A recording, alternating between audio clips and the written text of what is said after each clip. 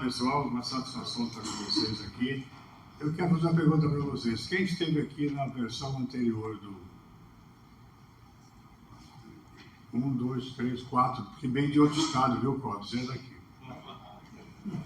4 pessoas. Então, isso é importante, está se renovando o time de jornalistas com interesse em Mato Grosso. Eu prestei muita atenção na fala do Carlos Braghini e da Fernanda Campos e vou começar pegando alguma coisa que ele falou que é inerente à pecuária de corte. Minha atuação da minha instituição é a pecuária de corte. Nós temos o crescimento do Estado, ele se deu do sul para o norte e do litoral para o centro. O crescimento do país foi assim. Então nós vimos muito tranquilos,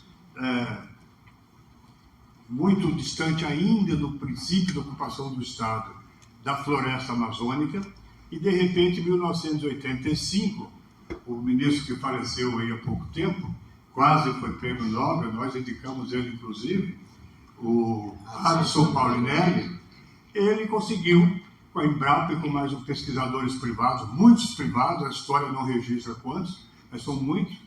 Eu não sou da tempo não estava do agronegócio, mas bem perto.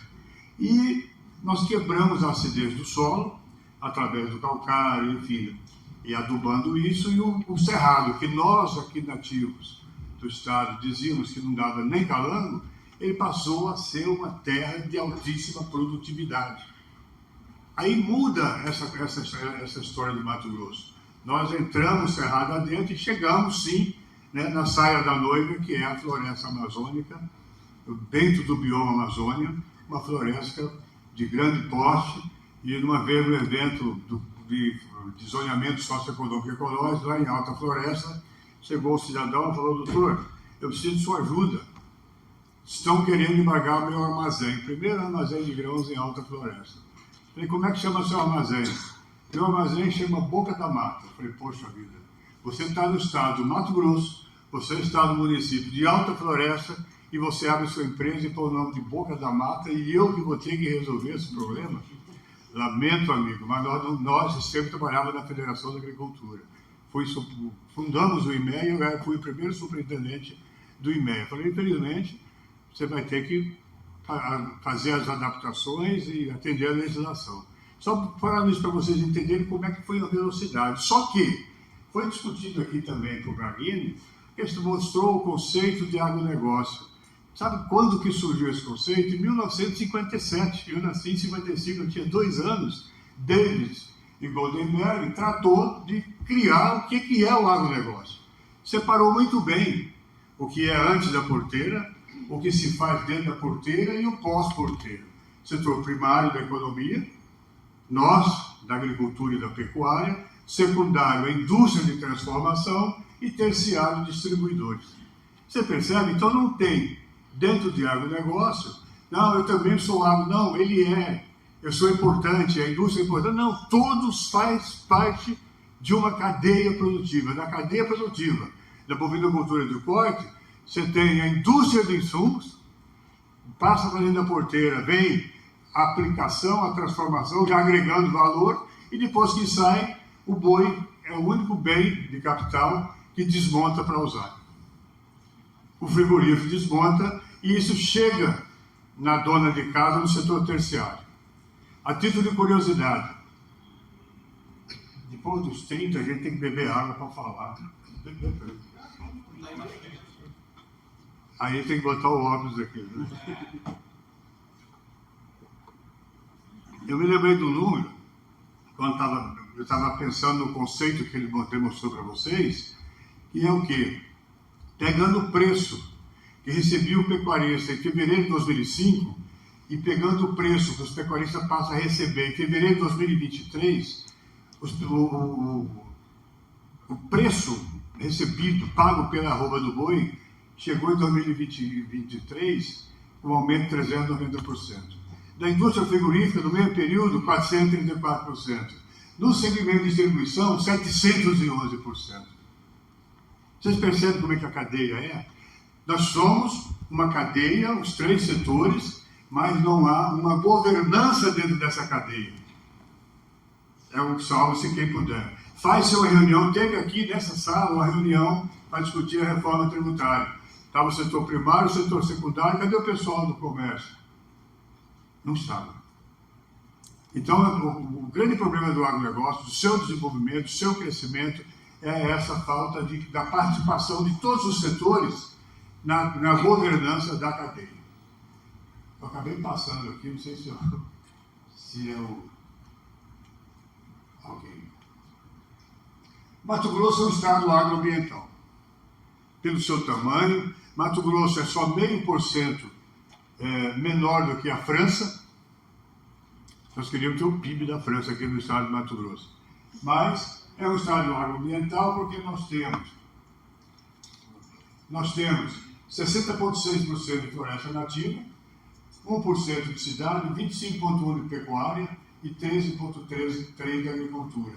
Aqui está a ocupação do estado de Mato Grosso. Dentro desse 60,6%, nós temos terras indígenas, unidade de conservação, mas nós temos 34% desses 60,6% é propriedade privada do produtor. Mas, majoritariamente, é propriedade privada de pecuaristas, que nós temos as maiores áreas, porque a nossa atividade demanda por ocupação do solo maior do que da agricultura. Nós temos um rebanho crescente, ele sai de 2011 de 29 milhões de cabeças, estamos com 33 em 2022, deverá chegar em 2023 com 34 milhões de cabeças. Mas o que você percebe é que ele vem um crescimento não tão exagerado como era na década de 80, de 90, que um ano para o outro aumentava 2 milhões de cabeças. Eu vi isso acontecer quando fundamos IMEA em 1998. Tá? O que ocorre? Nós vamos ver lá na frente, eu posso antecipar aqui, eu falei, ajudando o Braguinha aqui nas respostas, nós transferimos nos últimos 8, 10 anos, 3 milhões e meio de hectares de pastagens para a agricultura. Continua em harmonia com a indústria? Sim, porque aumentou a produção de milho vertiginosamente, de soja, e o que o milho passou a oferecer para a pecuária de corte? DDG, WDG, teor de proteína que varia de 18% a 33%, você não pode botar no coxo uma proteína de 33% para dar uma diarreia do seu rebanho e matar todo mundo. Então você percebe que já há uma integração nesse modelo econômico do agronegócio, não só aqui no Brasil todo, no mundo todo, e dessa forma. Quer dizer, não há uma competição, vamos transferir, a pecuária tem 14 milhões de hectares para transferir para a agricultura. Eu não acredito que tenha, porque a pecuária utiliza muitas áreas que não têm aptidão agrícola. A maioria da cria de bezerros está em áreas que são altamente acidentadas. Então lá não se dá para fazer agricultura. Mas temos transferidos e mais, não estamos desconfortáveis com isso, porque o nosso rebanho ele continua crescendo. E não pode crescer mais que isso também, que daqui a pouco nós não temos preço e manter uma propriedade de 1.000, de 2.000. Vi uma fazenda em Itiquira essa semana com 69 mil hectares. Se você não tiver preço, você não remunera os fatores de produção. Se eu não remunerar qualquer negócio da economia, os fatores de produção, eu fecho a porta. E o que é que eu vou fazer se eu só sei fazer pecuária? A coisa vai se complicando. Nós temos, dentro dessa visão da sustentabilidade da pecuária de corte de Mato Grosso em números, você vê que em 1997, Mato Grosso produzia em média 15,35 arrobas e o Brasil 14,9 arroba. Opa, 1997? E olha o hiato que se faz nessas duas curvas. O Brasil tem em média, está produzindo 17 para 18, nós estamos produzindo 19 arroba por hectare. Ou seja, nós temos um caminho muito longo para falar, somos totalmente sustentáveis. Mas os passos mais difíceis já foram dados, estão sendo dados, vocês vão ver mais à frente. A partir do momento que a nossa média produtiva é maior do que a média nacional, e isso feita com muito esforço dos produtores, adoção de tecnologias, com nutrição, com genética, com manejo de saúde animal, suplementação alimentar a pasto, mineral e proteica, Enfim, terminação intensiva, sempre confinamento. Mas o Mato Grosso também tem que ter um título nacional. O Mato Grosso é campeão nacional de terminação de gado a pasto. Sem sombra de dúvida, você que é de Goiás sabe que a pasto tem muita carne lá, terra do Ronaldo Caiado, nos ajudou muito no Código Florestal Brasileiro. A terminação a pasto dá uma carne mais sadia, mais saudável e digamos assim, mais agradável, sem saber que ele não ficou confinado ali meses e meses, depois você vir deliciar um filé mignon. Então a transferência de passagem para a agricultura não nos preocupa. E no final você vai ver o nosso desafio. Eu não vou falar muito aqui, eu quero mais é provocá-los, tá? Falamos isso aqui. E olha só porque o outro indicador é que nós somos sustentáveis e aqui, isso aqui dá dinheiro, inclusive, para nós. Vamos pegar essa coluna mais escura, o abate de bovinos com mais de 36 meses. Em 2005, 51%. Depois, 65% em 2006. 2022, chegamos com 25%. Opa! A vaca não está morrendo de velhice nem ficando louca lá na pastagem. Ela tem primeira cria, segunda cria, terceira cria, ainda vai se estudar qual é o futuro desse animal no pano, no campo ou no gancho. Então você vê que nós estamos reduzindo a idade de abate. O que isso permite? Permite que eu coloque mais animais, com menos tempo, eu otimizo o uso das minhas pastagens, consequentemente do solo. Eu evito desmatamento para frente. E ainda transfiro pastagens para a agricultura. Poxa, por que agridem a pecuária de corte do Brasil? Não é mérito de Mato Grosso, não. Tá? Pegamos então os animais com idade de 24 a 36 meses. Abatido em 2006, 33%, 43%. E pega o filé mignon da pecuária de corte, com menos de 24 meses. Você bateu um boi com 20 meses, 18 meses, com 20 arroba. Imagina quantas vezes nós estamos rodando esse estoque bovino. E quando eu tiro o animal adulto e ponho um pequeno, esse pasto só diminui o pisoteio, diminui uma série de consequências. Nós saímos de 2% em 2005, ano fechado de 2021, 37%, 25% e 22%, e aqui, até março desse ano, já estávamos com 24% de animais jovens sendo abatidos. É uma carne mais saudável, é uma carne que muitos dela vira carne premium, que pega melhor preço no mercado, remunera melhor a indústria e o distribuidor, a chance do pecuarista ser melhor remunerado é muito grande também. Então esses indicadores me garantem, como economista, não vou falar 40, o Vicente me conhece há 44 anos, mas há 43 anos ela saiu dos bancos da faculdade da nossa Universidade Federal do Mato Grosso. Então isso aqui, fonte, são dados do INDEA, do GTA de abate. Muita gente aqui deve conhecer o GTA, porque é uma legislação federal, que é Guia de Transporte Animal, que é tirada endereçando aquele animal para o abate. Então é documento oficial. O nosso Instituto de Economia apenas bolou essa forma de apresentação. Tudo bem, essa carne é boa, essa carne é criada a pasto, e quem é que consome essa carne? Dentro do Estado, nós consumimos 10 mil toneladas de carne, tá? Desses 1.000 ali dá 10 mil, não é isso? Aquele MMT é milhões de toneladas. Menos de 8% é consumida dentro do Estado. Dentro do mercado interestadual, que é o maior mercado da pecuária de corte, as pessoas falam, não, vocês plantam soja para engordar boi na Europa. Não é. 50% da soja é consumida dentro do Brasil. Vocês engordam boi para vender para outros países. Não, 54% é vendido dentro do Brasil. E 45,19% da carne, de cabeça de gado, ela é exportada para outros países. Nós produzimos 1.350.000 toneladas de carne bovina no estado de Mato Grosso. É muita carne, sim. Somos o maior produtor, mas ao final nós estamos querendo ser isso aqui. Vocês vão entender que não queremos ser mais um estado que tem mais cabeça de gado. Para nós começarmos a acelerar essa caminhada de sustentabilidade, nós não precisamos ser o campeão nacional de cabeça de gado.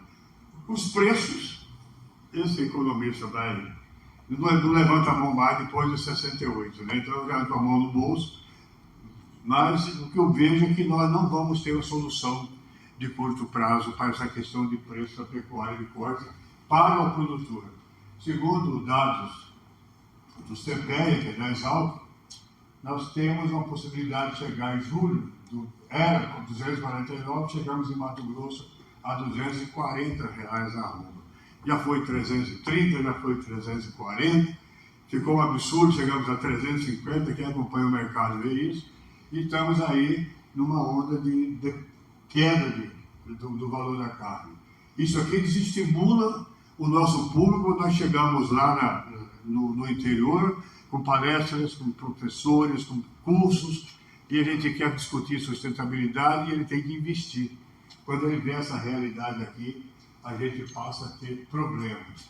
Se não bastasse isso, a mesma carne que nós produzimos aqui, esse preço tem algo que chama de diferencial de base, ou seja, pega-se, hipoteticamente, o preço da carne em São Paulo, o maior mercado consumidor do Brasil, e pega-se quanto custa levar essa carne até daquele mercado. Acrescido de taxas, e aqui nossas taxas são bastante férreas.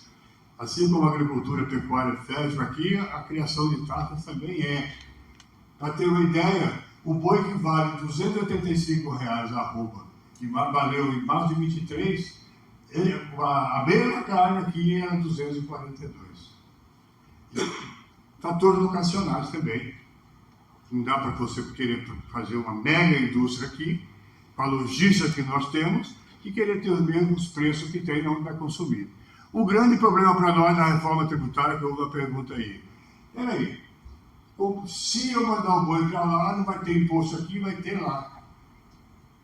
Quem vai arrecadar isso aqui vai ser São Paulo. São Paulo é o segundo maior exportador de carne que compra tudo isso aqui para lá. Ele vai, não sei se isso vai chegar até o final dessa forma, acredito que não, mas a gente perde muito por estar longe dos grandes centros consumidores. Foi dito aqui 3,5 milhões, eu acredito que está por volta de 3.350.000 habitantes para consumir e pagar imposto para nós. Então vai ser um nó bem complicado para o Senado desatar.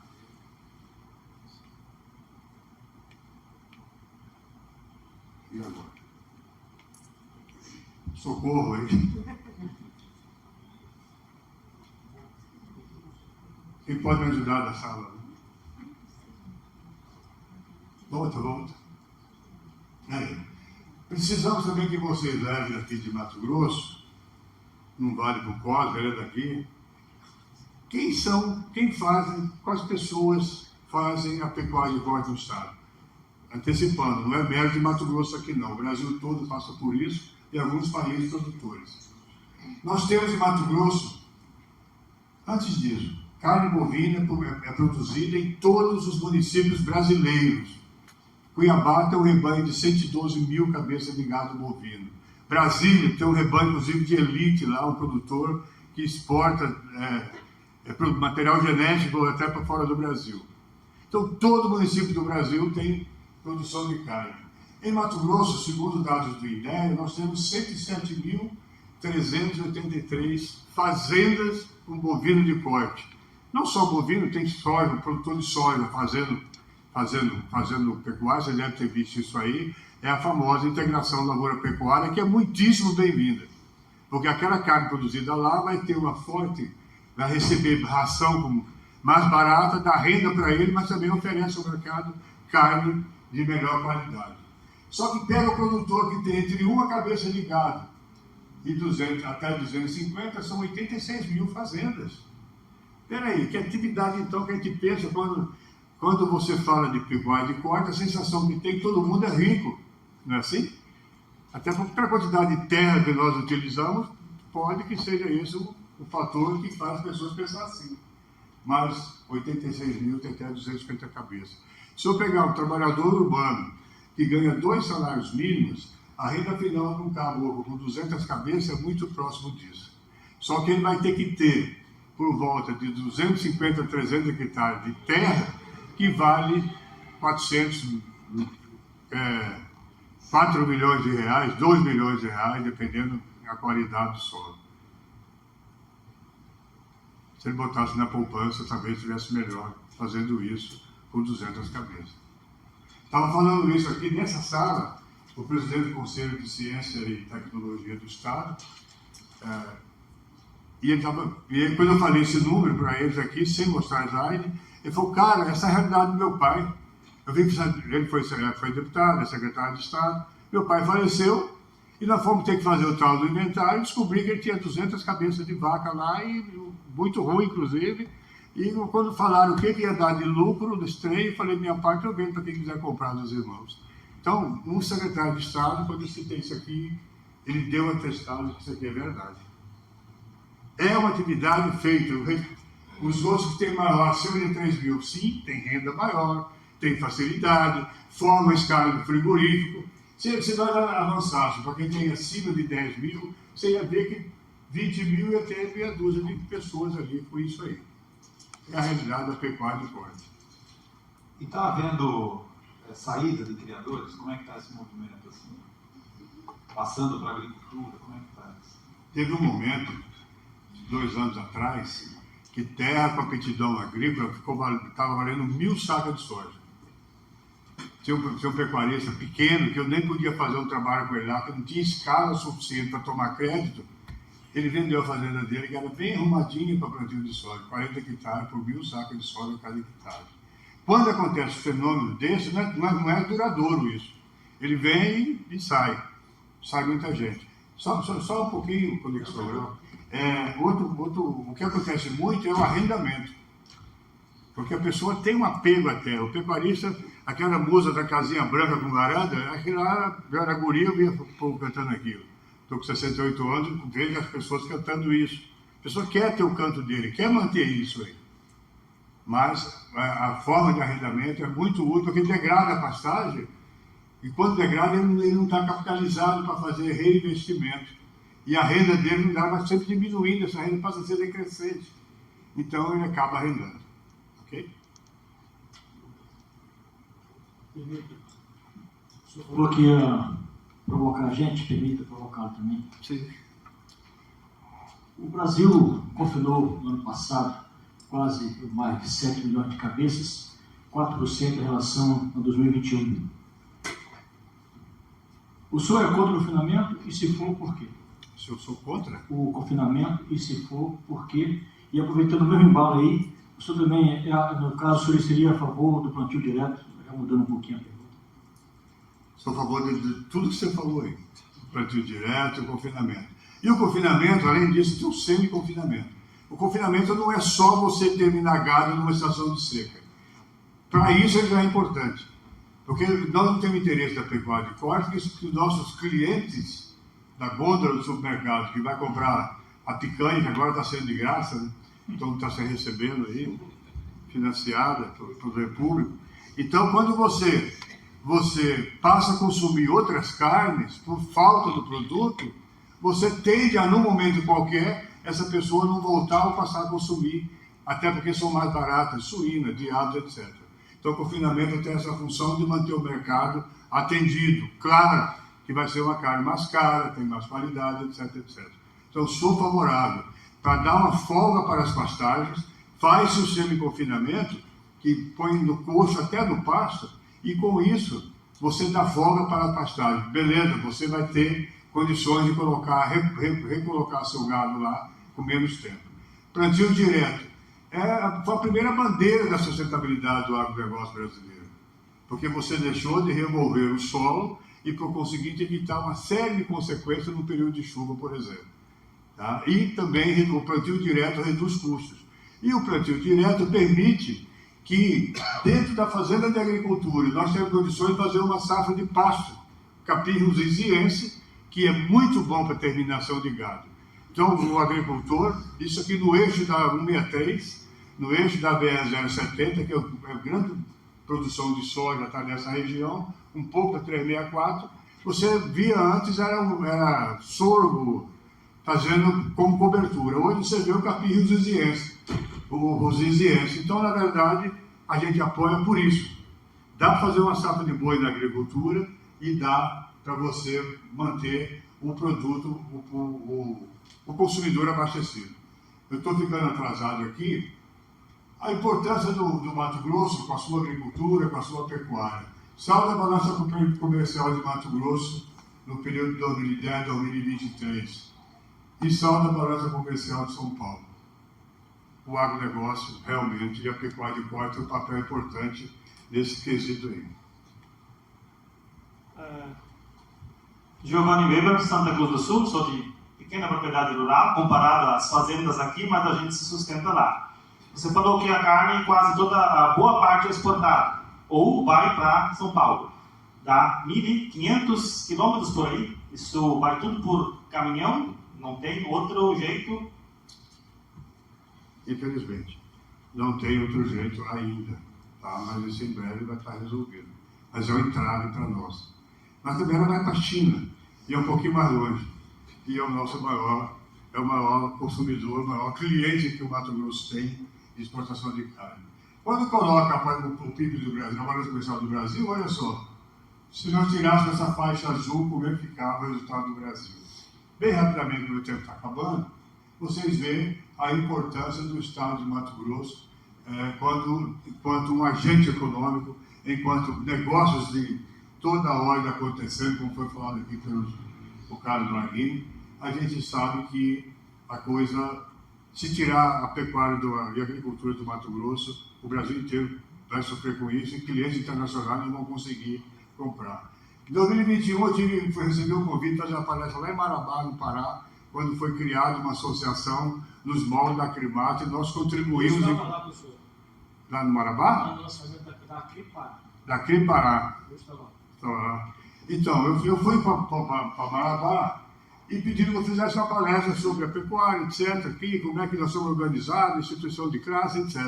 Eu falei, por que não vou fazer no Marabá, no estado do Pará, um grande estado produtor de carne bovina, de qualidade, pessoal bem estabelecido. Eu fiz uma estrada hipotética, saindo de Mato Grosso do Sul, passando em Goiás, Mato Grosso, e cheguei no Pará. Aí o que eu fiz? Vou pensar quantos milhões de cabeças tem esses 4 estados da federação. Nós tínhamos em 2021 99 milhões de cabeças. Os Estados Unidos tinham 93 milhões de cabeças. Opa! Acende umas luzes para tudo quanto é canto aí, não acende? Os Estados Unidos, por muito tempo, foi o maior exportador de carne. De vez em quando a gente empata, perde, passa. Tem alguma coisa que tem que fazer. Claro, nós não podemos levar ipsilíteres dessa diferença, porque a forma de terminação deles é quase como terminar um suíno aqui no Brasil, em função de clima, etc. Mas o boi, ele caminha muito pouco, é um confinamento estúpido perto da nossa realidade, da carne produzida, da pasta, sabor bem de Brasil. Tá? O pessoal do Pará gostou muito disso, pediu que eu mandasse para mais gente. Então nós estamos pensando, antes disso, eu vou ter que concluir a frase, nós não queremos ser o estado campeão de cabeça de gado, o estado que mais tem cabeça de gado. Nós estamos trabalhando, e estamos na ordem aqui esse slide, mas nós queremos ser o estado maior produtor de arroba de carne bovina por hectare. Aí, agora há pouco, o amigo ali do Compre Rural me perguntou se eu tinha preocupação com transferência de área de pastagem para a agricultura. Não tenho, porque quando eu estiver sendo campeão de produção de arroba de carne por hectares, de repente nós podemos entregar a metade, vender, capitalizar e botar a tecnologia. Por favor, mesa aí, eu peguei o lugar errado aqui, como é que eu volto? Voltei. Tá? Saí do Pará e qual que é a estratégia da Acrimata para nós aumentar essa eficiência? Nós temos uma aclimatação com um evento que todo ano nós visitamos os 33 maiores municípios produtores de carne bovina dentro do estado. Alcançamos por volta de 70% a 80% do rebanho bovino do estado. E antes você fez uma pesquisa em eventos e a gente descobre qual que é o maior problema daquela região e levamos o que tem de melhor do Brasil, de conhecimento, de pesquisas, e levamos para ficar o dia todo discutindo com esse pessoal. roda-se 12 mil quilômetros em 5 veículos. Tá? Agricorte, reunimos 2.500 produtores agora no mês de abril, trouxemos o que tem de melhor aí também. É um evento caríssimo, mas é pago pelos próprios produtores através que, quando abate o bovino, ele paga R$ 2,67 e multiplica isso por 5 milhões, dá para pagar as contas e devolver para o produtor isso sob a forma de serviço, conhecimento e inteligência. Mas nós temos esse programa de produção sustentável de bezerros, é financiado por um instituto da Holanda, e nós estamos fazendo assistência técnica direta no campo, levando a pesquisa. As pesquisas ficam nos escaninhos da burocracia. Pesquisas no Brasil são feitas para professor, doutor, sem referência bibliográfica. Falei aqui no conselho, quando eu estava tomando posse, no momento do conselho de ciência e tecnologia. Eu vim para cá para nós mudar isso. Se não tiver interesse em mudar, eu estou renunciando ao cargo de conselheiro. Então, é esse o Brasil, é esse o Mato Grosso que nós fazemos. Temos um trabalho de Embrapa Pantanal e pesquisas, e esse Pantanal é Corumbá, gado de corte, Mato Grosso do Sul. Nós contratamos com a Embrapa Gado de Corte para que eles possam calcular a retenção, o sequestro de carbono em massa arbórea e solo no Pantanal de Mato Grosso a partir da divisa com o Pantanal, com o estado do Mato Grosso do Sul. A porção do Pantanal dentro de Mato Grosso, nós vamos saber o que é sequestrado de carbono em 53 classes de vegetais, que é a cobertura vegetal nativa, e nós vamos conhecer, nesse maciço todo do Pantanal, vamos conhecer por município, e aquele que tiver o cadastro ambiental rural, que eu estava falando agora há pouco, o COPRE rural ali, o cadastro rural, ambiental rural, ok? Ele vai saber quanto que ele sequestra de carbono. E vamos entrar numa briga que é mais difícil do que calcular isso, que é colocar no mercado voluntário esse carbono e dar renda não agrícola para o produtor para que ele continue no Pantanal. Porque a baixa produtividade do Pantanal, o Pantanal vai virar moradia de onça, que a gente não tem nada contra elas, mas o produtor está deixando o Pantanal. Só uma curiosidade, toda essa preocupação com a pecuária de corte, a pecuária de leite é o patinho feio? A pecuária de leite, ela é necessária, tá?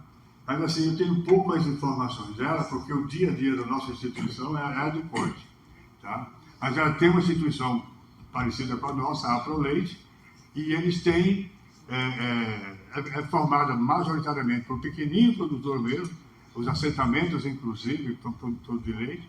Mas assim, a notícia que eu tenho boa é que o mercado nacional está bem contemplado com a produção de leite. E eles também fazem abate de gado, né? Quando a matriz dele ela pare uma fêmea, essa fêmea é preservada e os machinhos são vendidos. Então é uma dupla aptidão essa propriedade. Por que uma entidade holandesa investe na produção de bezerros aqui no Mato Grosso?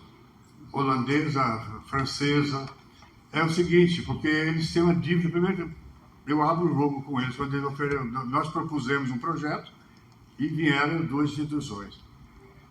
Eles têm uma dívida muito grande com a América. O que levaram do Brasil não foi pouco. E o que estão levando não é pouco. E eles estão estabelecendo regras do jogo para nós, o nosso comportamento técnico produtivo. Então, eu fico muito a cavaleiro de falar para eles isso. Vocês nos devem. Eu posso dar aí. Não, isso aí não interessa. O nosso projeto tem que ser para 500 propriedades. Eu não tenho, então vamos procurar quem tem. Não é uma negociação que eles vêm impondo regra, porque a Europa, os 27 países já estão votando restrições para exportar, para comprar carne bovina no Brasil. Então a gente tem uma relação mais ou menos boa e eles têm muito interesse de mostrar lá a carne sustentável que nós fazemos. Mas sempre tem um embate em todas as reuniões técnicas de trabalho, e quando eles começam a achar que nós temos que fazer mais, vocês já levaram muita coisa. Eu vou calcular quanto é que você nos deve na época do Império, essas coisas todas aí, vocês vão mudar de ideia. Então, isso aqui, Embrapa Gado de Corte, essa ideia surgiu dentro da Aclimate, porque o Marfrig tem uma fazenda lá no interior de São Paulo, e a Embrapa Gado de Corte ela desenvolveu o modelo. Aí nós fomos na Embrapa, o professor Totti, né, Antônio Nascimento, é um exemplo de vida, 47 anos de serviço na Embrapa. E ele falou assim, Amado, ele já esteve em Mato Grosso, andou conosco o estado todo, vamos fazer, e o ano que vem ele vai começar a ter as primeiras entregas desse trabalho. Eu não vejo a hora de a gente ter isso em mãos, tá? O que estamos buscando? Transformar Mato Grosso no maior estado produtor de arroba de carne bovina por hectare. O dia que isso acontecer, nós vamos ficar muitíssimo satisfeitos e tenho certeza que a avaliação dos europeus, dos radicais ambientalistas, eu sou ambientalista, mas não sou radical.